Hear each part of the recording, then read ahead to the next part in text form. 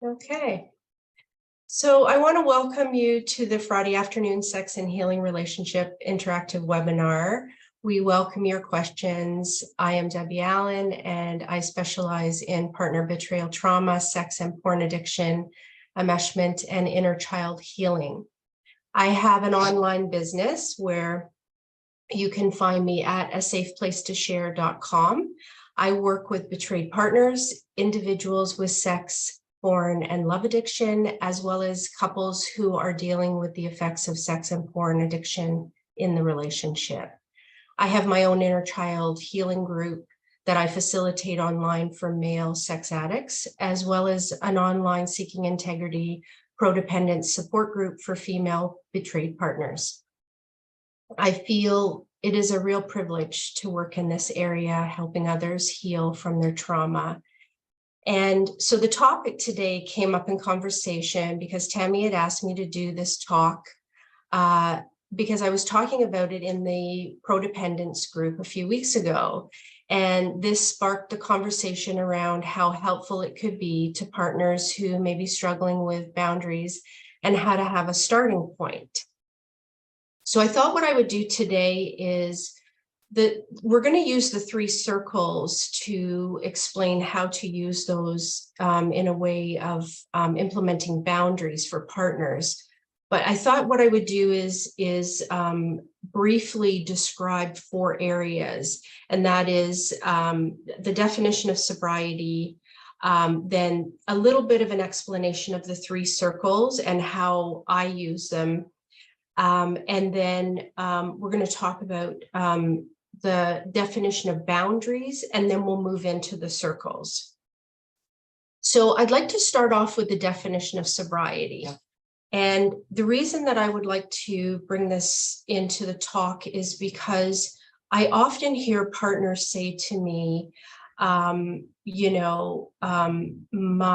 addict partner said that he had a slip or she had a slip, but I really feel as though this is a relapse, but I'm not really sure what the difference is. So I thought, well, maybe we could discuss that and see what that looks like. So I'm just going to share the screen here in terms of what that looks like. Bear with me. Okay.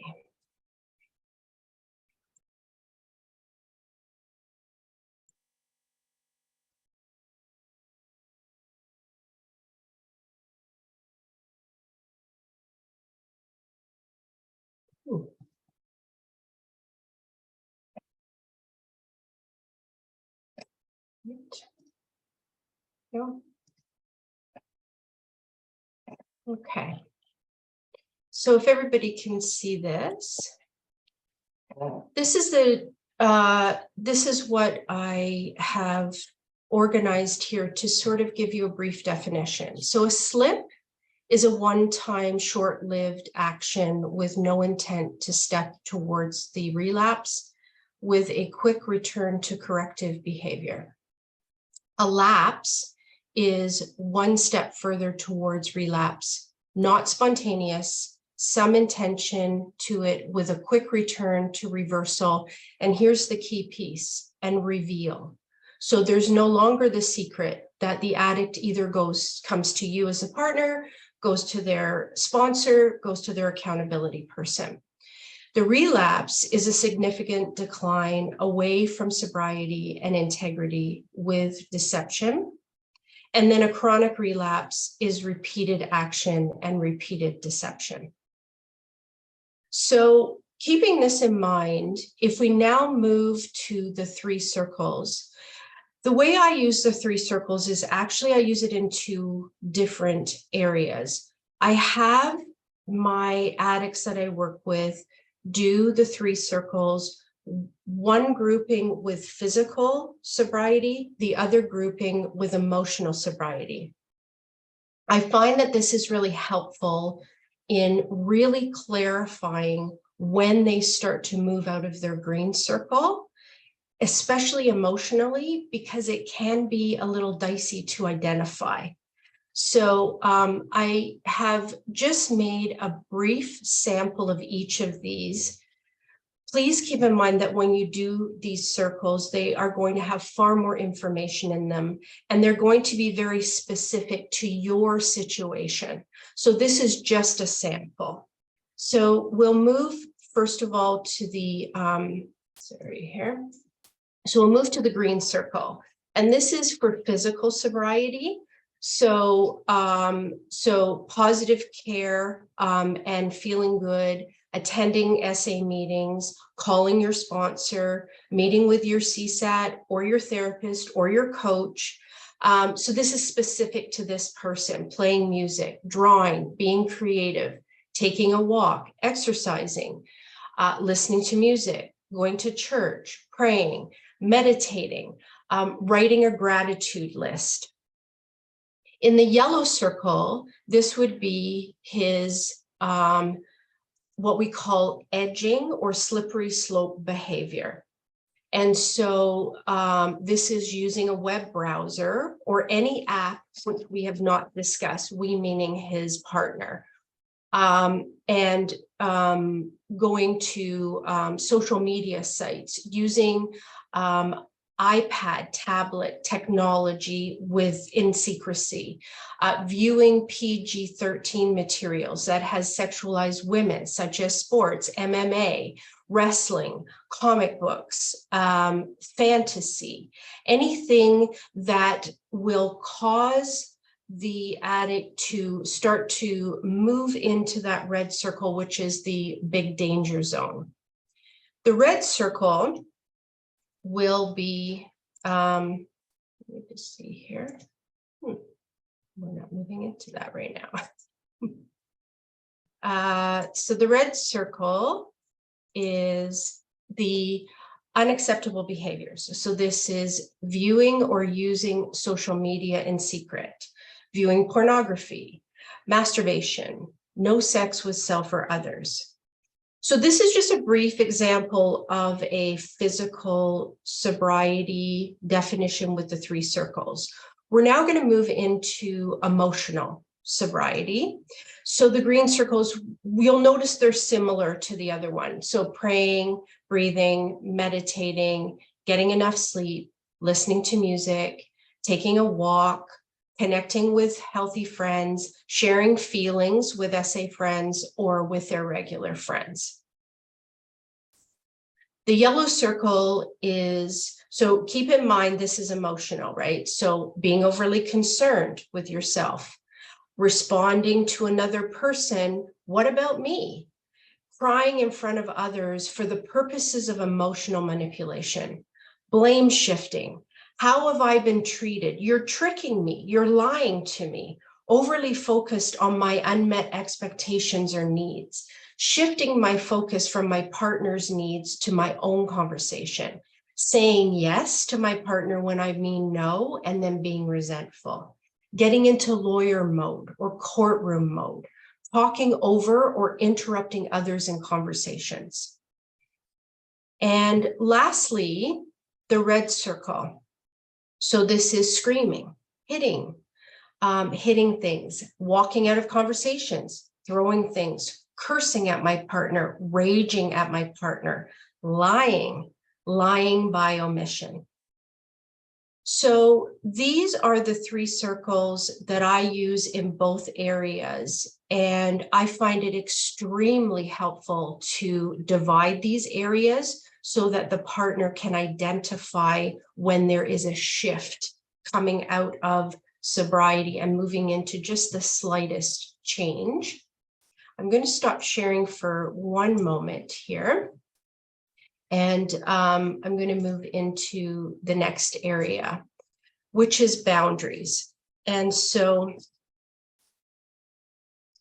I'd like to share with all of you just a brief definition of boundaries, because this gets a little muddy.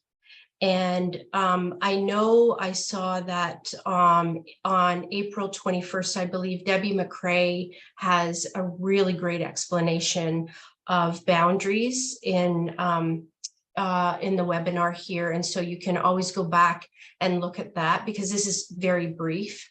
But I do want to explain that what boundaries are not. They are not threats.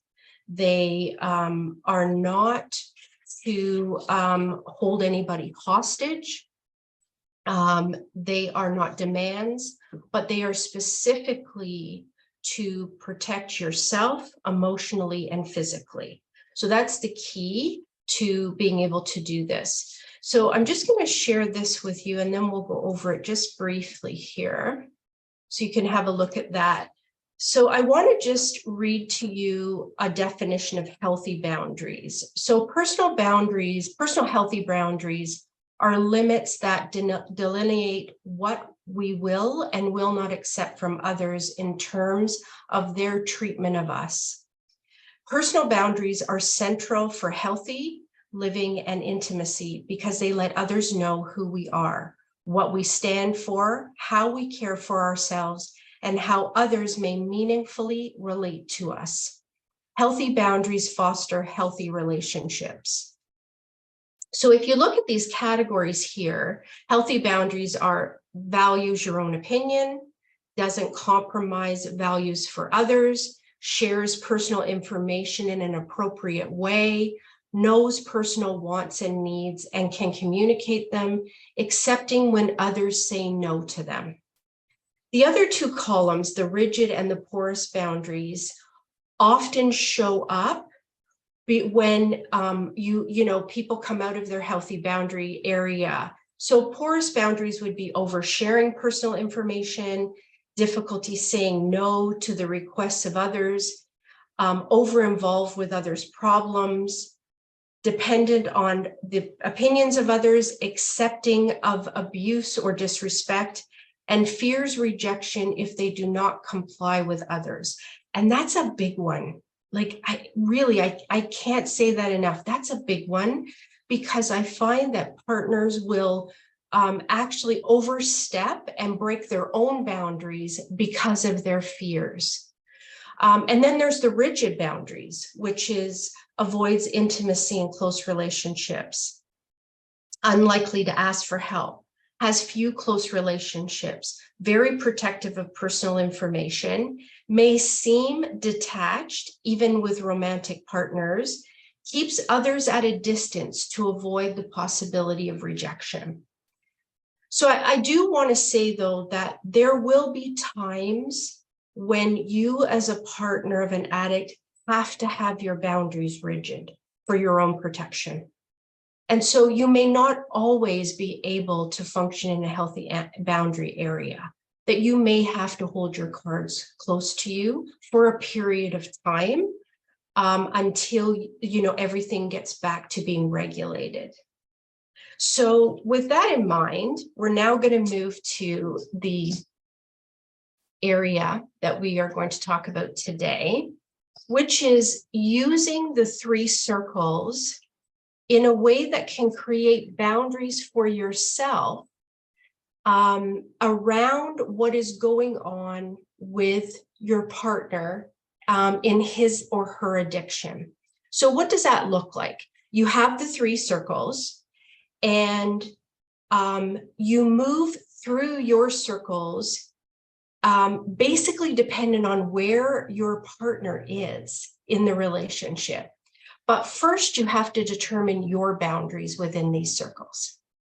So what does that look like? This is the difficult part. So in your red circle, your boundaries are going to be tight.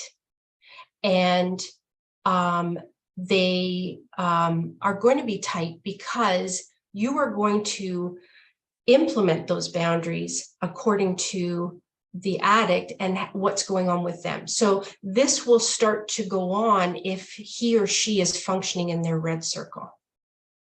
These boundaries that you create, they must be able to be followed through. If you can't follow through with them, don't put them in your circles. And give yourself grace. If you have to take baby steps, that's okay. You don't have to come down with a sledgehammer. It's okay. Take baby steps and be kind to yourself if this is a whole new concept for you. Not everybody grew up in a household where they know about boundaries. So I have an example in front of me from actually one of my clients that I worked with. And so her boundaries in her red circle are asking her husband to leave the bedroom. So he is now going to be sleeping on the couch. She is going to have no meals with him. She's not going to be sharing any meals with him whatsoever. And she's not going to be doing anything with him. She has decided that she will be going to functions alone, that she will be, this couple actually goes to church, so she will be going to church alone. She will not be riding in the car with him at all. She will be traveling alone to all functions. And then she has the option to ask for an out-of-house separation. And depending on what has gone on, she has said that she will move towards a permanent separation. The only communication that she would like at the time of functioning within the red circle is within the confines of being with both therapists or with the couples therapist, depending on for her safety. Again, this is just a sample. Yours will be very specific to your needs, and they don't have to be as hard-lined as these if you feel you can't follow through with them. The yellow circle is the slippery slope.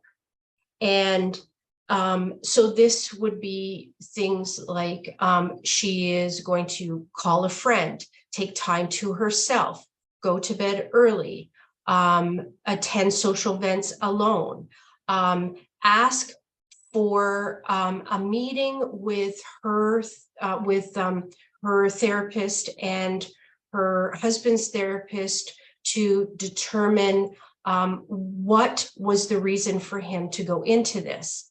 In-house separation.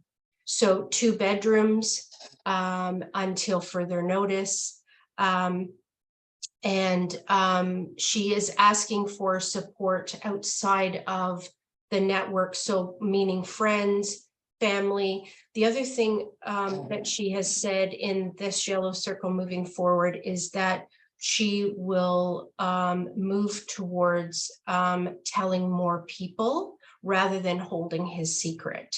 And so this is a big thing. And this is not a revenge thing. It's more about going to people that don't know about this for support for her, because she had kept a lot of secrets to really help his to keep his reputation intact. So, and then the green circle is when he is in really solid, healthy recovery, then she is up for date nights and physical affection and nightly check-ins and family time and sharing meals together and doing praying together, going to church together, going on bike rides together, spending time in the evening together. So she developed this with her individual therapist, who was not me, because I was working with these two as doing couples. And it has worked really well, because what it has helped the addict is to know where he stands when he moves into his yellow circle or his red circle. And that's really helpful for him, because as you know, addicts really need predictability and they need clarity. And so that is really helpful as well. So that's sort of my brief explanation of this. We can now sort of have a dialogue about it. And Tammy, I'm totally up for your, input into this as well, and your insight as well. Well, I think it's really helpful, and I appreciated having this is the acting out, the 3-circle plan, and this is the emotional one, and having them, having the clarity around those, those aspects of it. This is tough work, and so the more we have a plan. I thought it was. I wrote down lots of notes. Sure. Yeah, early on, more rigid, and I get that. And it, I mean, I think it's more about, I don't know if rigid is, but yeah, definitely firmer boundaries, because, I have to, I use a visual of like, I have to put on my Kevlar, initially, until that person shows me that there's space, and we're closing the gap, and we're able to move into a place where I start to see things, are trustworthy. I really agree with you with the boundaries. They are, for our personal safety. Gavin Sharp did a really good webinar a couple of years ago about boundaries for addicts, because people forget, because we talk a lot about boundaries for partners, and absolutely, but addiction is boundaryless. It's like there's no boundaries, there's no accountability, all of those things. So, but as a healthy person, if we want to be healthy people, we do have to have healthy boundaries. So then how do you navigate those? I often hear, in fact, I answered 2 emails this morning where the addict's going, I won't, and it's always a danger, when I hear an addict going, I won't do this, rather than exploring, what would this mean if I did this? So I think it's really lovely that you have you addict get to choose. You can be, in your green, yellow, or red circle. And when you choose whatever you choose, here's where I'm going to be. Like, it's like, you pick, so it kind of takes some of the confrontation out of it. I thought it was interesting when you're saying you're asking your husband to leave the bedroom. I get this sometimes, where they go, I've asked him to leave and he won't. Yeah, I'm sure you've run across that. What are your thoughts, or how do you suggest partners, handle that if they've asked them to leave the bedroom or the house, or what, and the addict is digging their heels in and ignoring those things? What are your thoughts? Right. Well, so yeah, it's a good point. And I think also sometimes if they don't want to leave, then the partner can leave the bedroom, or the partner can leave the house. But the intention with doing this, Tammy, is that it's not a surprise to the addict when this occurs, because both sets of circles, so the addict circles and the partner circles, have been discussed. They've been agreed upon. And so there's no blindsiding anybody. So if the addict goes into a place of, I'm not doing that, well, then we have a problem, because it was agreed upon. And so I would just suggest that for the time being, that if the partner needs safety, that they leave, and then it can be revisited. And the healthy, porous and rigid, and you said, move, for a time being to a more rigid. The porous is challenging, and I think it leaves both people vulnerable, because if, like you said, I need to know what the expectations are, and the more clearly defined they are, for each side. And for some people, for some couples, this is a negotiation or a navigation, because sometimes it can be a really hard line of, no, you're trying to control me, addict, by doing this. And it's like, no, I need this for my safety. And if you can't meet that, that's you, but then I'm taking care of me. So trying to take the finger pointing and blame shifting, I think it's really key when you're talking about the boundaries are for our safety. They're not about controlling somebody. They're not about, making somebody do something. When you said crying in front of other people, and I thought, like, sometimes there is the good emotion where somebody finally lets through, but yeah, there's a lot of manipulation. I hear this in, and I've shared this before, we take suicide threats. Yes.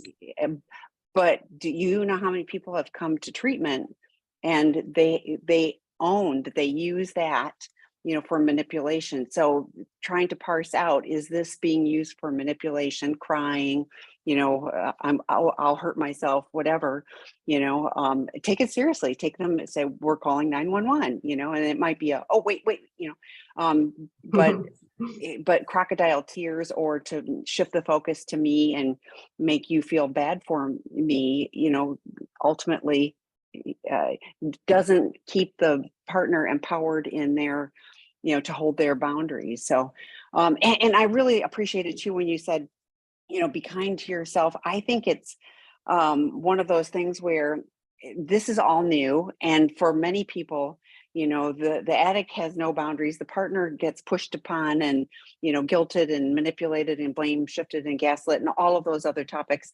But it's one of those things where, so you're going to start and you're going to create a circle. And guess what? There's an eraser, and you can move things around, and you can add and subtract, and you can go, okay, things are shifting, or, oh, I missed that, or this one isn't working as well for me. So, we have a little more work to do. So, I think we talk to addicts often about, adapting in their 3 circles, because, if this isn't holding, the accountability, then you need to, you need to up the, you need to up the resources on that. So, there was something else I just thought of and it escaped me. So we've got some questions if it comes back to me. Sure. But No, I'm not those are going to really guarantee good that well. points. And I agree with you with the I'm going to hurt myself. Can be a manipulation tactic, and it scares the life out of everybody, and it stops everybody from moving forward with what they need. And and when it's used in a manipulation tactic, it can really paralyze the partner. Yeah, but it keeps everybody trapped. Any of these things that keep people trapped in this, it's a negative space. Oh, I know. I was thinking about the slip and the lapse and relapse. Oh, yeah. I often share though with people, like I just wrote another email this morning too, where, they were talking about relapsing, and I was like, this person's never been in recovery. There's been some abstinence, but you can't relapse if you don't. You can't relapse from active addiction, So Yeah. I do agree, one of my good friends, who's a therapist, he was like, the first 90 days, they can't even say they're sober. They're just abstinent. I was like, whoa, they don't even get credit for 90 days, Sure. but he was like, no, that's just abstinence. And we talk about the cycle of addiction, and sometimes, like they never get, it's like, that's just the cycle of addiction, whatever period of time. And then they slip or relapse, and no, you're just cycling out. But that is another message that you don't have enough tools, or you have the tools and they're laying on the ground and you're not picking them up and using them, so it's time to do, to do more. Yeah. So I think this 3 circle is a really good visualization of if I'm not in that green circle a lot, if I'm sliding into yellow, dipping into red, then I need to do more so that I'm spending most of my time, that's the goal, that we're living in the healthy stuff, Absolutely. Yeah, absolutely. And that that like what you were saying just now is so important, because I've lost my train of thought. Because moving into these circles and not knowing what to do is also paralyzing as well. So yes. yeah. So for those of you here or watching this video, we're glad you're here. And I often say, people go, I don't know what to do. I was like, of course you don't. You get into a relationship thinking it's the 2 of us, against the world, and we've got each other's back, and then you have discovery. Now the addict knows all along that they've been lying, and there's this false facade, but there's this whole fracture of the relationship, and you're going, I never planned on this. So how do we learn to move forward? So you're in the right place, gathering tools, getting support, fantastic. So let's get to some questions so you can follow along. The first one is, my husband has been to groups and SA friends to vent about me. The main focus has been him saying yes to things for a year and meant no. Now his resentment has exploded. He avoids intimacy, and making SA friends helps him stay superficial. He doesn't want to get too vulnerable. He's used music to listen to sexualized material without my consent. Okay. So I guess saying yes when you mean no is, was in the yellow circle. And I think this plays into the lack of emotional sobriety.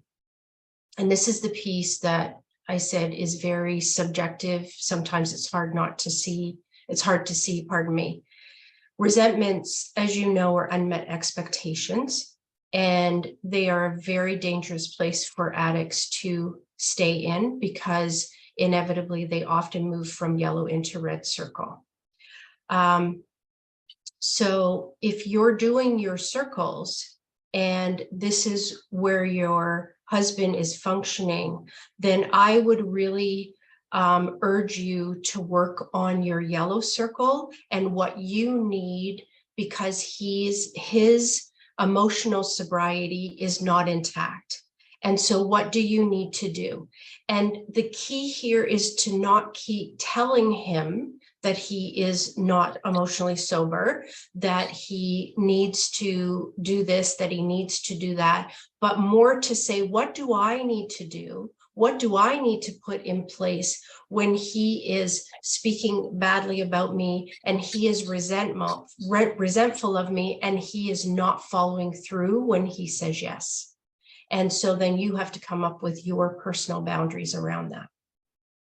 So I share often, Dr. Stan Tatkin and Dr. Rob did a podcast called We Do. And if you're working towards having a relationship, I mean, a healthy relationship is the best for both people.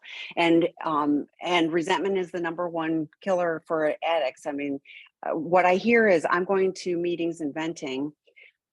If he's just venting, I mean, like, that is so not what the 12-step program is about. First of all, the resentments would be on his fourth and fifth step, and he'd be working on making amends. And if he's just going and venting, rather, and his sponsor isn't saying, you keep doing the same thing over and over again, and you're blaming your spouse rather than taking responsibility.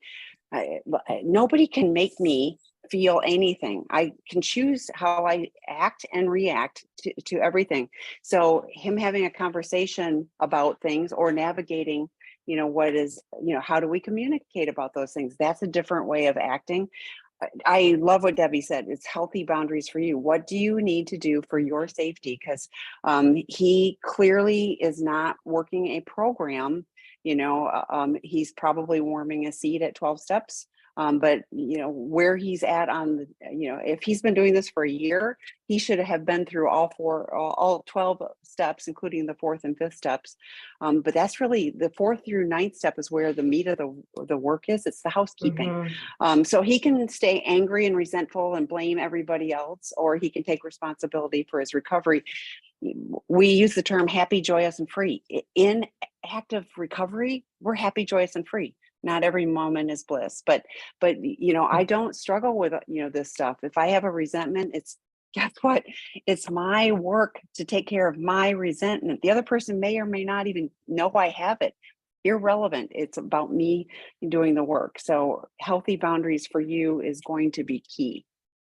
The other thing too, Tammy, I think you brought up a really good point, is that if he is saying yes when he means no, chances are he's doing that with everybody. It's not just his partner. So he may be even doing that with his sponsor.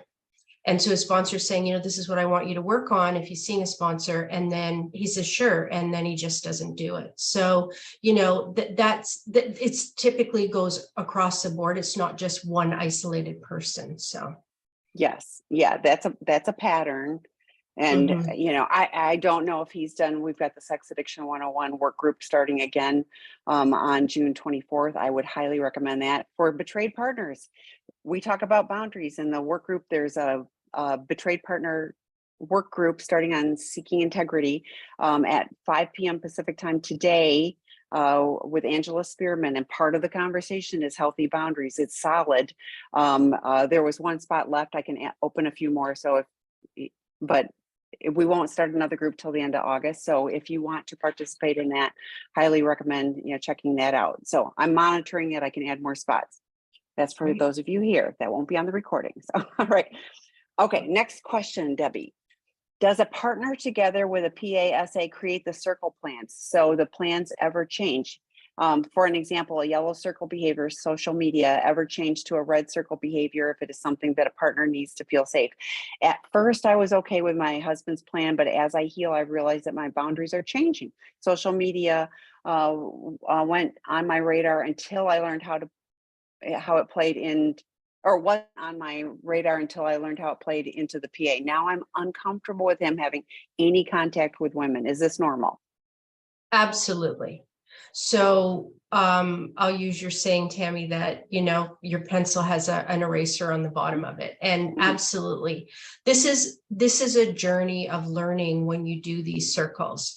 And if you find that what was in the circles is making you uncomfortable now, or you don't feel safe emotionally or physically, then you absolutely can change them. Without a doubt. And I mean, it's agreed upon, right? There's talks. It's not just, you're not just demanding again. This is a boundary. So you have to explain why you want to change the circles. No different than when he wants to change the circles, why he wants to change the circles. He can't just randomly make a decision to take something out of his red circle. So absolutely, these are not written in stone when you do them, for sure. I love it, because I've heard of addicts that magically move something out of their inner circle and then the partner finds out. So yes, it's, here's the deal. If the goal is to have a healthy relationship, then you do want to communicate. If it's, I only care about me, please listen to that podcast, because, Dr. Stan talks about, if you are focused on you, then it's an unhealthy relationship. And ultimately, is that good for either of you? No, but if the vision is, okay, we've got some fractures, but we want to move together.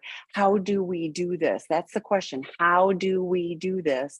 Then we navigate this, and you won't do it perfectly, but listen to that discomfort that you have. And yes. And if for the addict, it should be, yes. Why would I be, looking at other women? Why would I be on social media if it's hurting my relationship with my primary person? If the goal is I want to be with this primary person, I do want to move into that, not hang on. I always say with the circles too, the red circle is the smallest circle. In addiction, we hang on to the smallest area and we fight to hang on to that, rather than going, that green circle is the biggest thing. It's all these great things. I say, as you are in recovery, you will find more things that are meaningful to you that you add to your green circle. I moved out to Arizona and found I love hiking. That's in my green circle. The more stuff if I've got my head down in my addiction, I'm missing out on all this stuff. So you do want the circles to change. Hopefully you're adding more great, meaningful things to your green circle. Yeah. Okay, next question. My partner has borderline personality disorder and ADHD. He seems to be sexually sober, but can't seem to make progress in emotional sobriety or following through with what he says, up and down, dishonesty, invested, then not invested, not consistent. Do these other conditions make recovery harder? He seems to really commit to sustainable change. We are 2 years into this. Any helpful suggestions? Thank you. Okay. So this is a really good question, because different health issues, borderline personality disorder and other things, are a part of addiction.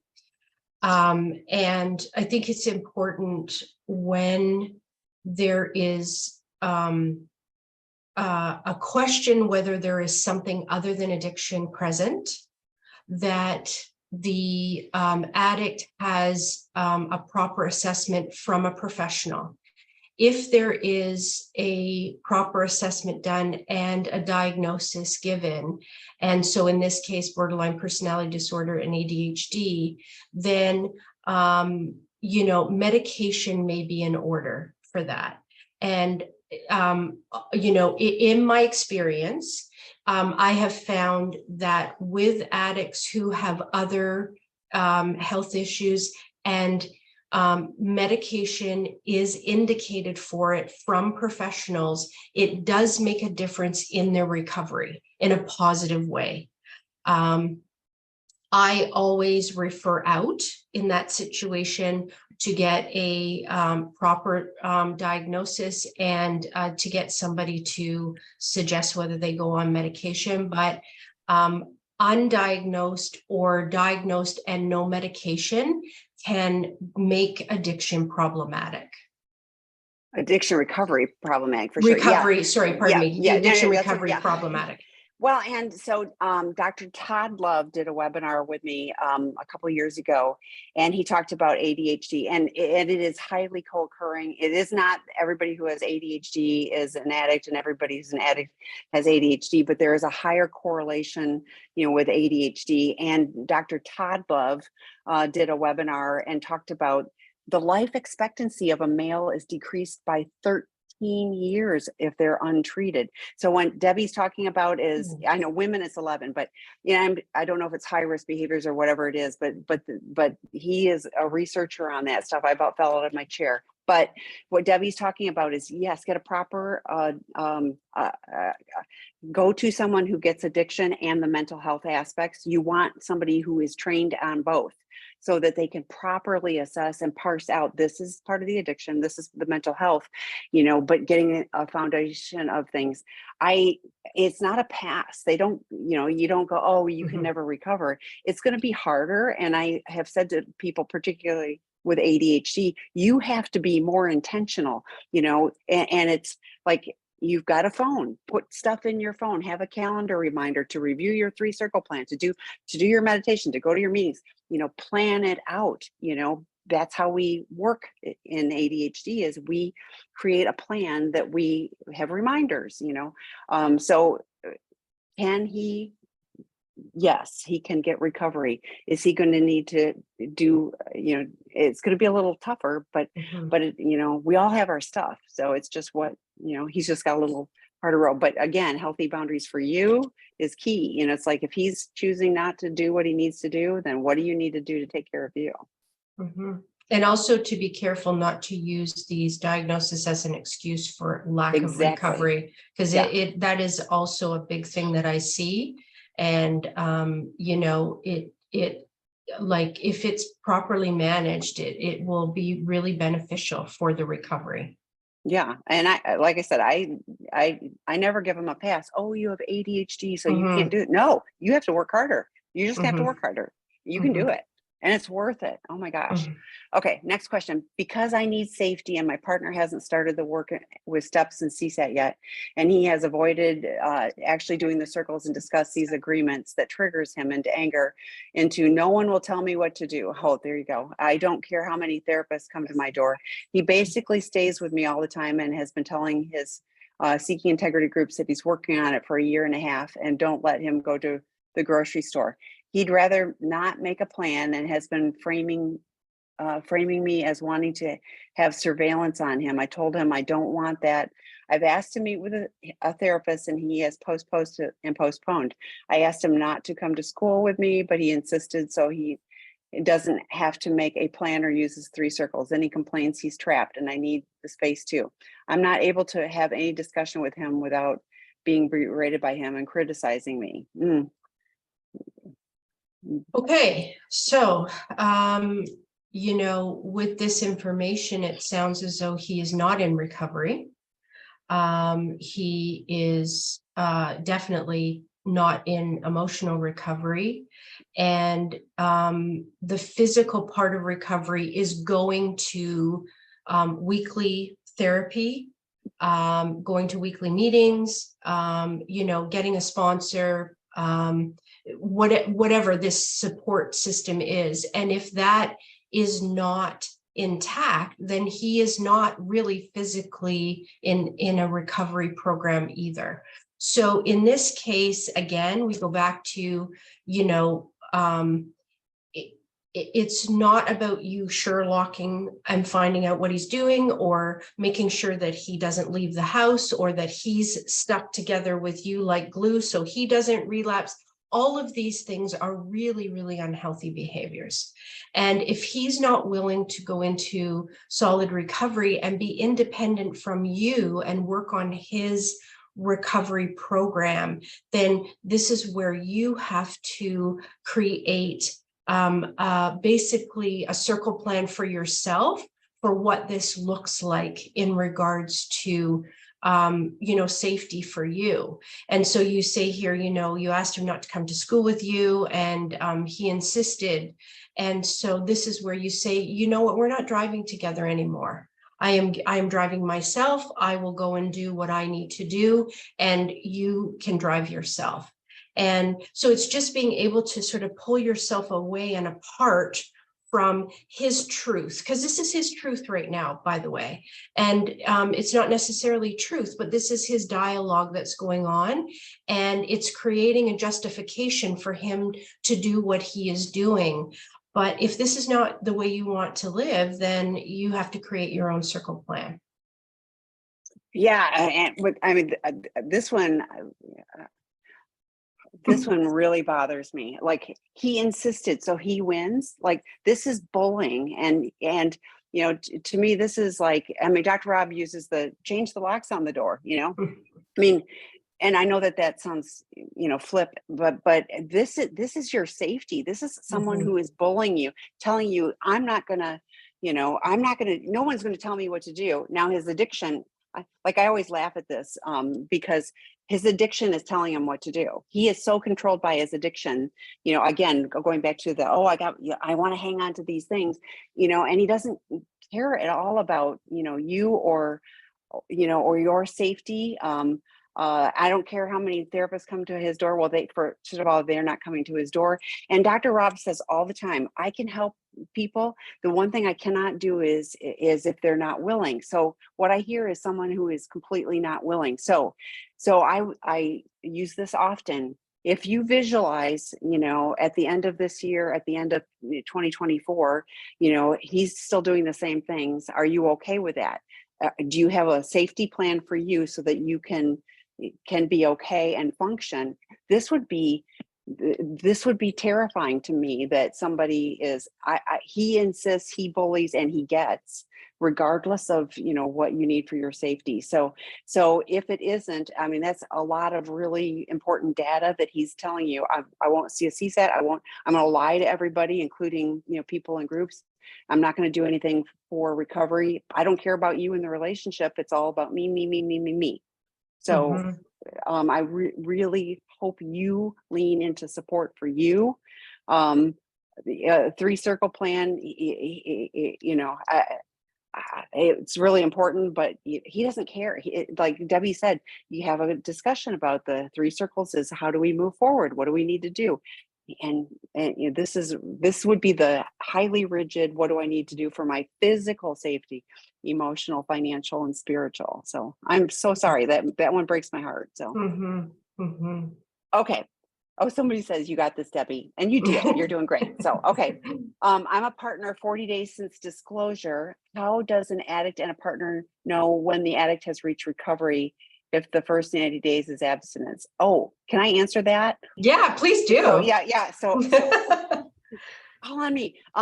So my friend, like I said, that was, I called him a hard, on that. But he was like, the first 90 days is abstinence. So I use this. Abstinence is just not doing the problematic behaviors. That's all it is. So like, if somebody's drinking, if they're not drinking, they're abstinent. Sobriety is, I'm starting to get a clue on things, but recovery, we talk about this all the time. Recovery, it's usually, approaching the 2-year mark. And I like, you're going to see breadcrumbs of change along the way. So this is not like, oh my God, I gotta wait till 2 years. Or the other thing is, there's no magic switch of, you flip a switch and poof, the person's in recovery. It's doing what they need to do on a daily basis. And you're going to see transformation.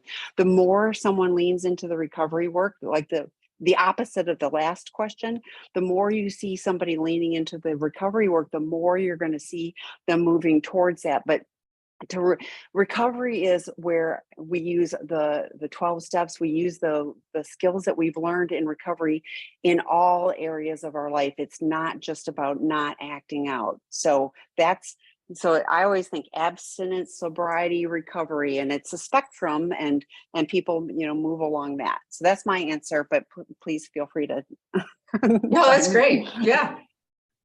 Okay. That's great. Okay, next one. My SA husband pretended to be in active recovery for 2 years. There was continued porn and masturbation with a period of sex with others, all while he continued to do group work with a sponsor and therapy. We are now doing an in-house separation because we have a child. But how would the 3 circles apply here? He appeared to be in good recovery, but he manipulated his recovery. Okay. Yeah. So this is not an uncommon thing that happens, and I'm really sorry to hear that, because that is really traumatizing.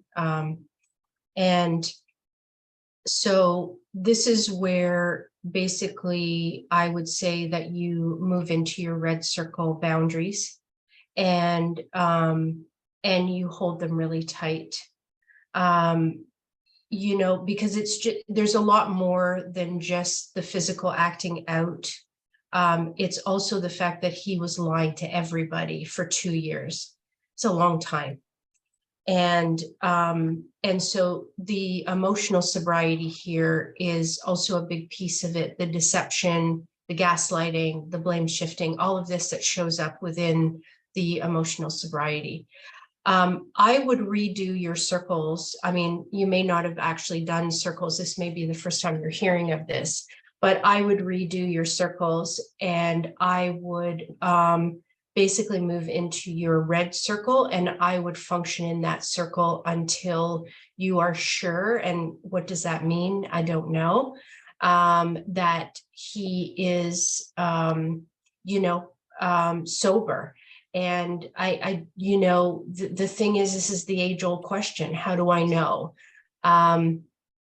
I think it's being able to pick up on also his emotional changes that are going on that addicts can't really pretend.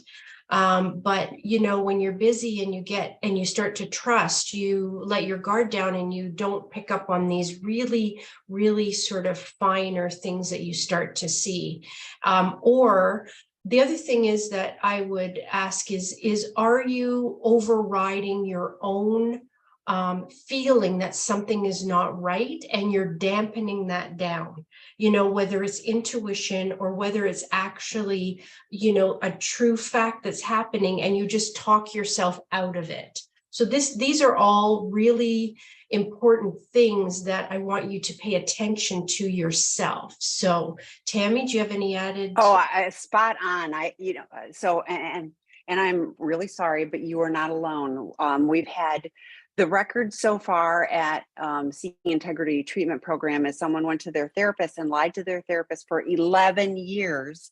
And then somebody else came to treatment that had a 4-year chip from 12-step, a 4-year chip, leading groups and all that, and had been lying all the time. But here's what happened. The partner knew, like it was like, I see him going to his meetings and he says he's doing all of this stuff, but their guts were telling them something's not right. So what you're talking about is listen to that, small voice within and go, no, their lips are saying this. But there still isn't that feeling of trust, and you can never trust 100%, because that, he can lie to you. He knows, that he can betray you. So the trust is rebuilt. But I think, I think Debbie McCrae did one on accountability, and I think that's a really helpful one. I think you would find that useful too, of here's the accountability, and what I shared a minute ago about recovery is, we do this stuff. Like I could tell you, I can tell you probably at any given time what step I'm working right in that moment, because it's so incorporated into my life, and there is a shift, and we want to continue to be more honest with ourselves and everyone else. But and he was doing the right action. So it's a little tricky because I usually say, well, it's their actions, not their words. But he was going to meetings, he's doing all these things, and he was still, acting out. So, but again, we have guys that come to our treatment program because if what he was doing wasn't enough, that's when a higher level of help is so key, because we're not talking just about the problematic behaviors. We're not just looking for abstinence. We're looking holistically across all the behaviors, but those, why are you using adaptive coping mechanisms instead of connecting with your partner in a real and meaningful way? So okay, so the next one is an add-on to the, we just had disclosure recently. So he's involved in 3 online support groups, 3 12-step groups, has a sponsor and individual therapy. I'm also in therapy. This is a betrayed partner, and attending a men's support group weekly. I feel we are doing the work. I'm just scared. We are so new to this. So let's talk about the I am scared. Yeah. So, without getting into deep detail about this, a lot of the time with boundaries and with, partners, is that what's showing up is your attachment wounds. And that's something that needs to be addressed with both partners and addicts.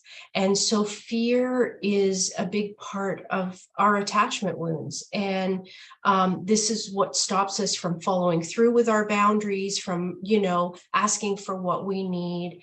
And, this is the person that you trusted. This is the person that was, is and was your person. And you went to them and you trusted them. And so it's more than the fracturing of sexual trust and sexual betrayal. It's way more than that. It's the fracturing of and the woundedness of your person being who you thought they were, trustworthy and honest. And so I just want to affirm you that fear is a big part of recovery, a big part of it. And to not let it paralyze you, but to use it and work with it and be curious about yourself as to what is coming up, what do you need to work through, and what belongs to the here and now, and what is coming from your childhood.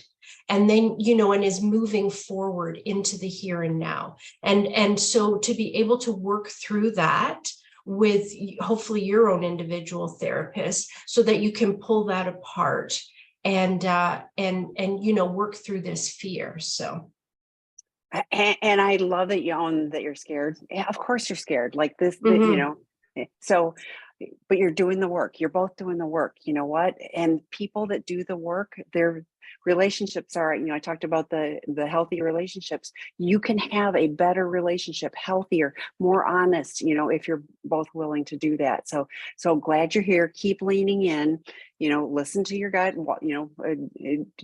hold your healthy boundaries, but it can be good. So Debbie, we have lots of questions. Do you have a hard stop? I do not.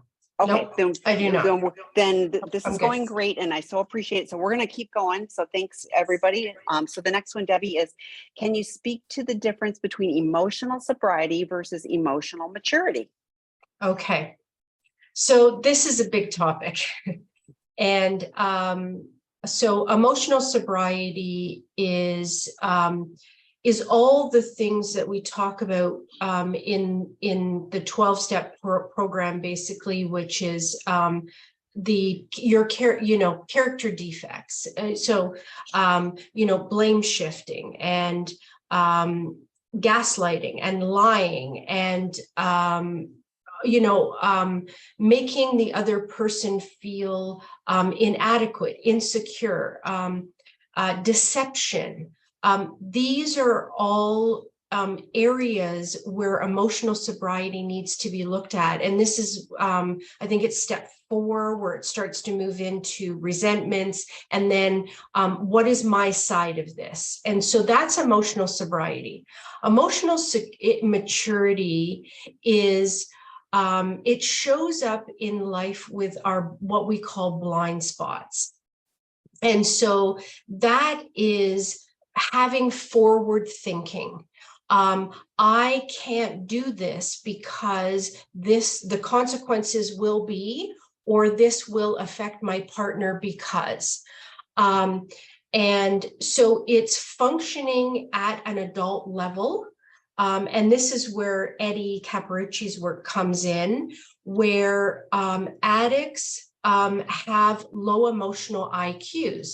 And so his work, which is terrific, is helping the addicts to,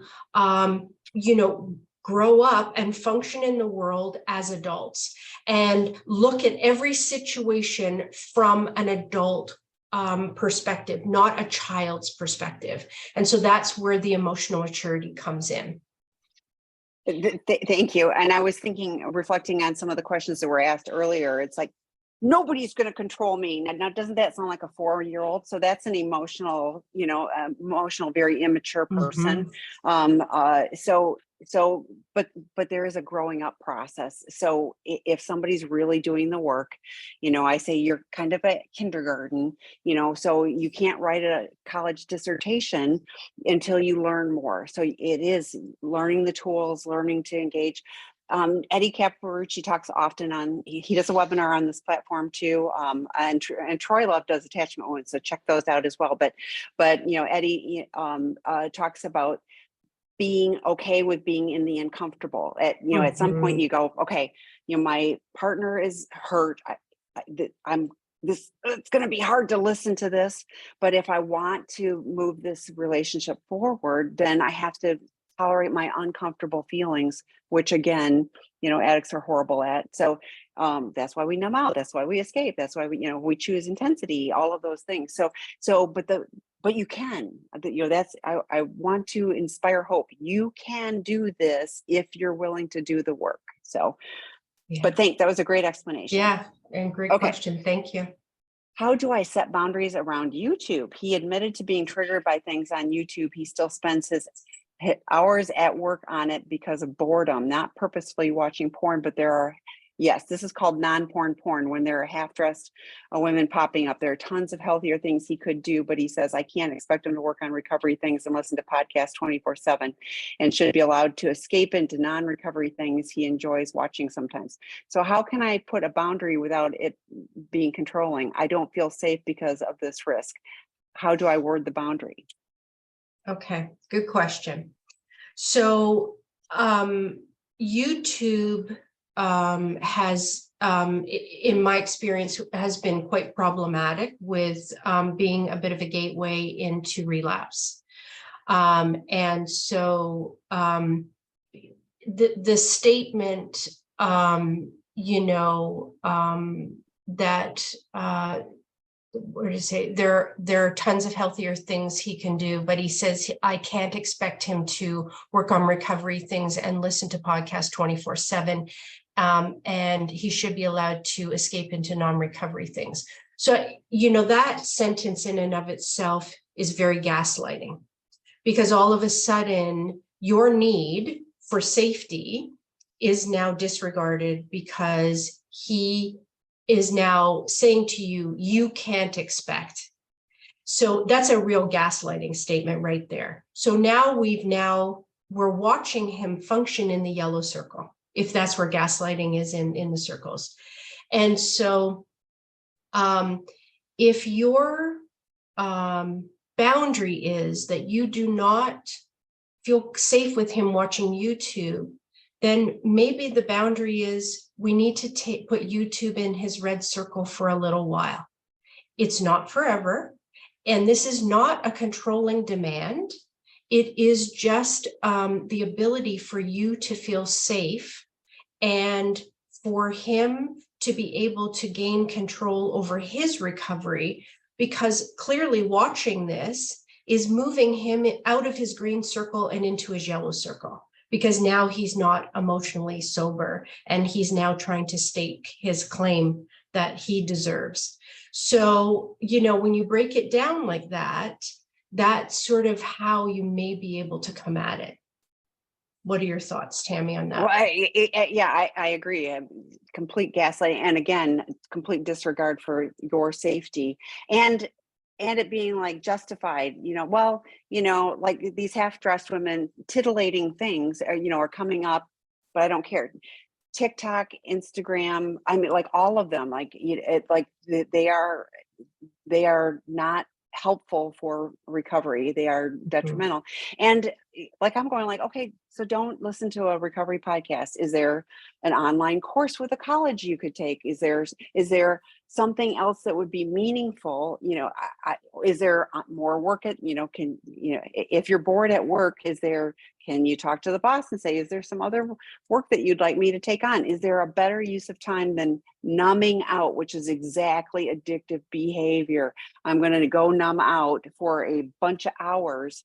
That to me is a huge problem, regardless of what the content is. It's, anything where we're checking out of life completely, with intentionality. I mean, he's being really intentional about this, takes him away from his feelings, his boredom is, Dr. Rob talks about this all the time too, but boredom, unscripted time is one of the most problematic things for addicts. So that to me would be talking to his therapist, talking to a sponsor. What does he need to do to fill that in a healthy way? Doesn't have to be, we have YouTube videos. This is going to be on a YouTube video. So there are healthy YouTube videos, and I don't know, I haven't checked, but I don't think half naked women, pop up on that. I hope not. I'm actually going to go investigate that because I want to make sure. That would not be okay with us. Okay, next question. We are a month out from formal therapeutic disclosure, and my husband struggles with toxic shame. So any communication about feeling or pain towards acting out behaviors turns into avoidance, defensiveness, then turns into anger and frustration at me. The conversations then get escalated. Is there a way I can use my own personal circle behavior for these situations to get better? It's a good question. Yeah, so shame is a very large topic of conversation. I guess what I would question is, is he feeling toxic shame, or is he struggling with your emotions around this and sitting in what you need? So that would be a question that I would explore. Is this his feelings, or is this that he's struggling with your feelings, which is then affecting his feelings? Regardless, avoidance, defensiveness, and then turns into anger and frustration. Again, we're now talking about lack of emotional sobriety. And this is the work really that he needs to do with his therapist, to be able to deal with, your stuff, as well as his stuff. I know that Troy Love has some really good work that he does on attachment wounds. And that's what I had spoken about earlier in regards to the attachment wounds. And he's got some great work that he does with Seeking Integrity. And so what can you do in your circles? I would be careful not to get too heavy-handed on him and shame him anymore. I'm not saying to treat him with kid gloves, because you have to give yourself what you need. But maybe that when he goes into this defensiveness and that, what do you need to do to protect yourself emotionally so that you don't sit and have this coming at you? And to encourage him to then work through this, because this also goes into that emotional maturity versus emotional sobriety, right? This is a young response as well. So this is a lot of work that he has to do. And so I would just protect yourself from it, but I wouldn't really expect any changes until he digs into some deep work. And Tammy, I don't know if you have any more information on Troy's webinars. I did. I threw it in the chat. So he does a drop-in group with the guys on Friday mornings. It's free. And then he does an online work group, and I put the link in for that.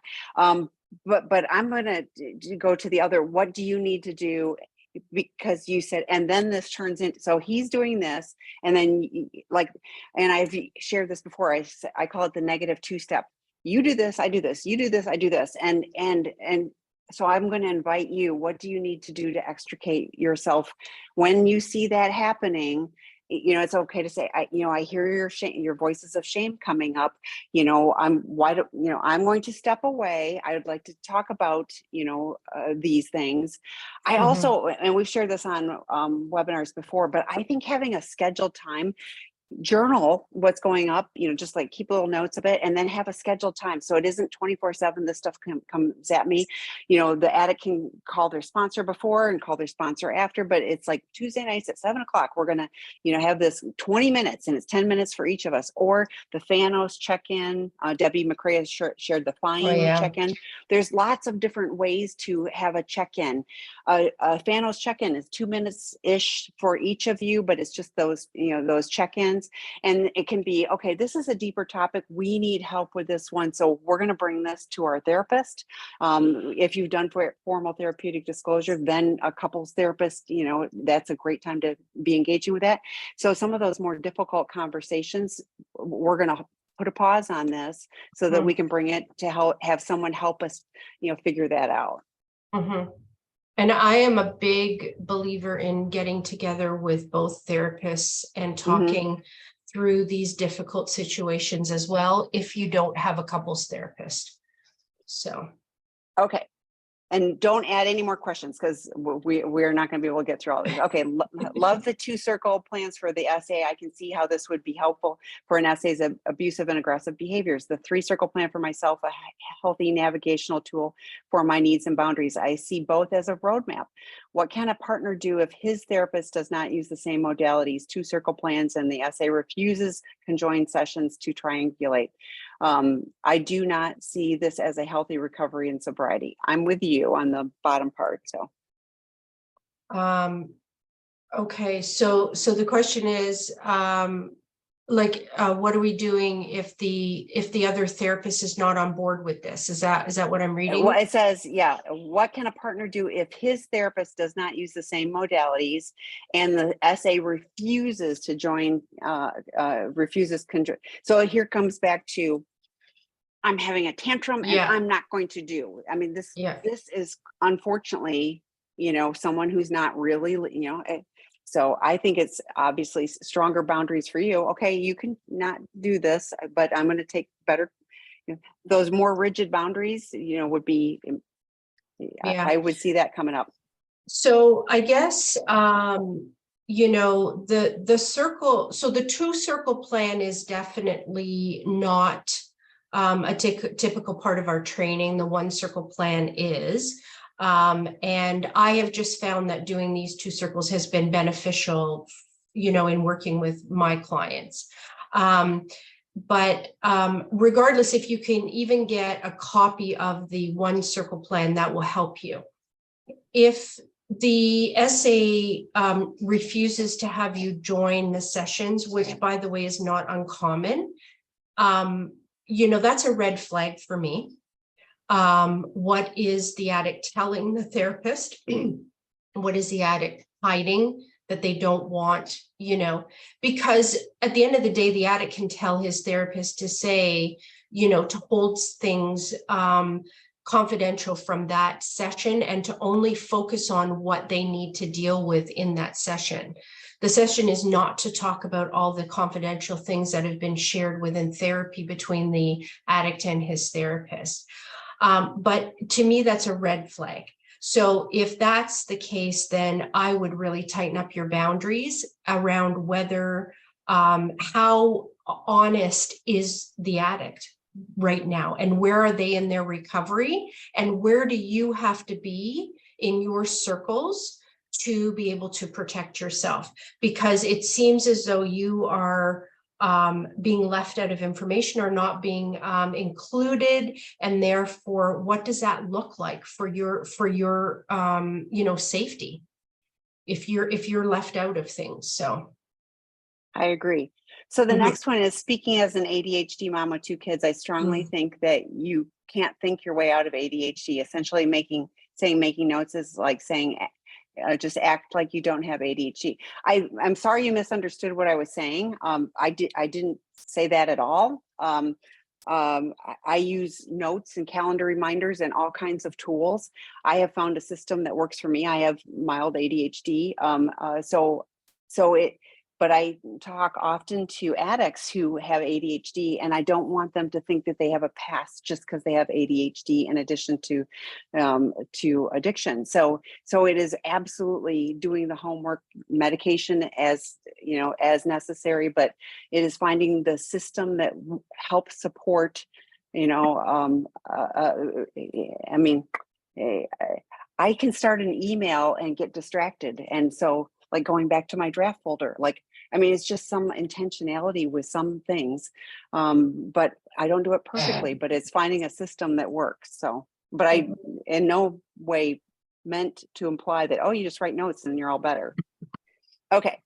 My husband is ADHD and chronic depression. When I enforce my boundaries, and let's talk about that word in a moment, or talk about how his actions hurt me, he goes into depression and suicidal thoughts. We are in a home separation because I'm scared if I leave, he will end his life and my kids will end up without a father. How do I know if it's manipulation or real?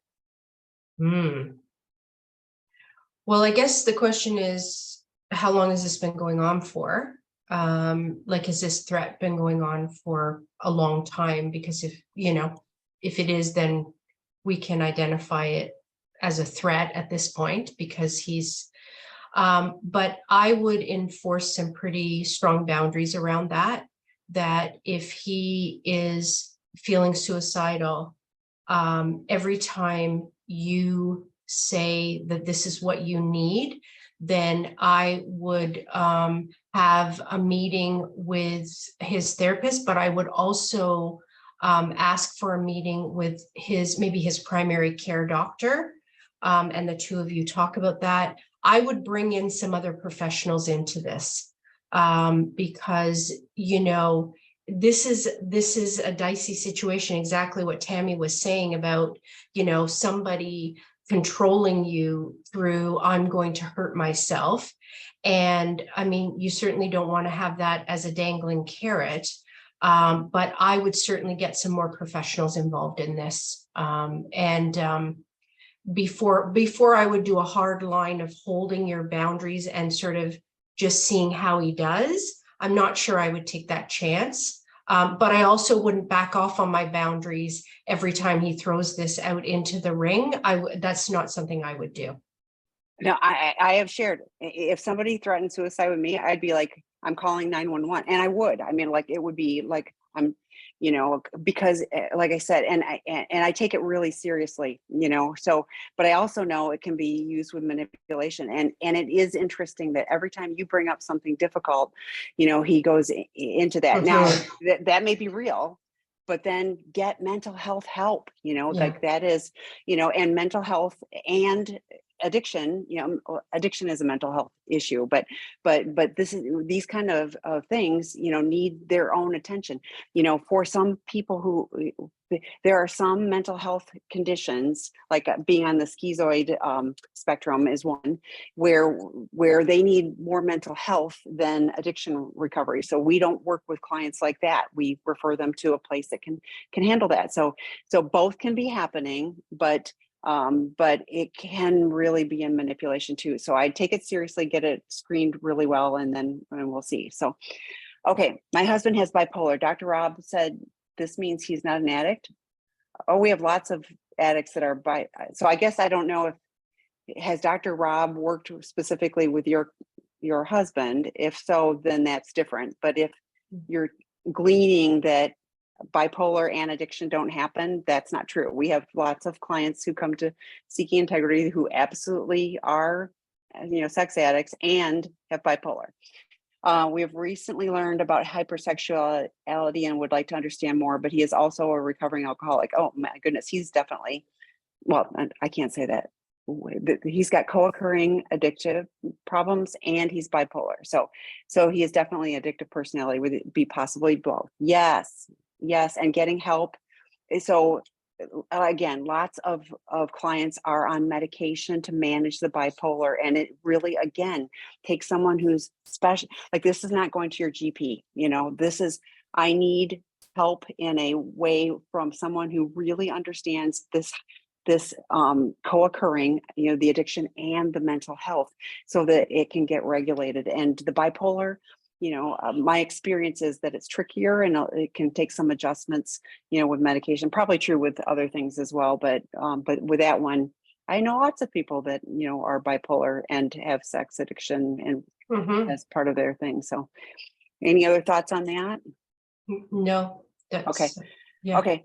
A message of hope. I am 1 year and a day into recovery. Woohoo! I'm 100% dedicated to doing every single thing I can to ensure my continued sobriety. First and second, to ensure my wife's safety and the restoration of our relationship. I've been given a second chance at life and a second chance at my marriage, and I'm not going to blow it this time. One day at a time. Like, Wow.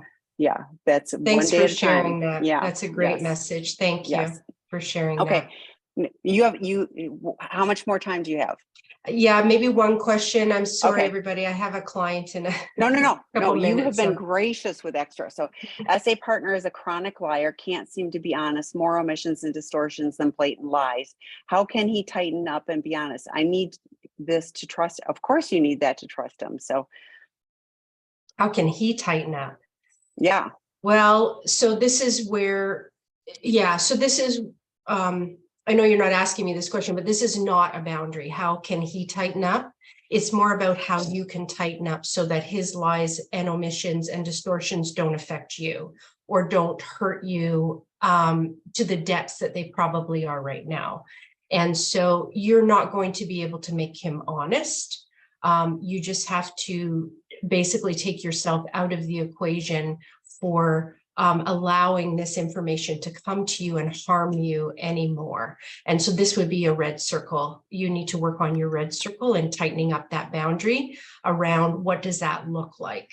And maybe your conversations with him are only within the, a therapist's office, so that you can have somebody help to communicate, because he is constantly distorting the information that's coming to you. Yes, I agree. So this has been great. Thank you so much for being on and sharing. I'm going to ask you again. So Okay. Well, thanks for having me. This has been really fun. Thank you, everybody, for your questions, and and for being gracious, because yes, this is my first time. So thank you. This has been great.